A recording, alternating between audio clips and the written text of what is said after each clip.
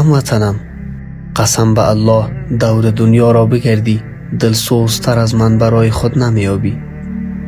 من با دل و جان و با تمام توان برای خدمت به تو بیرون آمدم.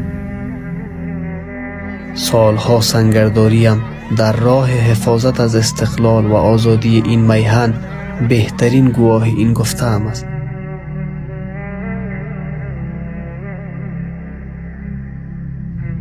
هموطنم، من و تو اعضای یک پیکریم. دردها و غمهای تو مرا نیز می سوزاند و قرار را از من ربوده است.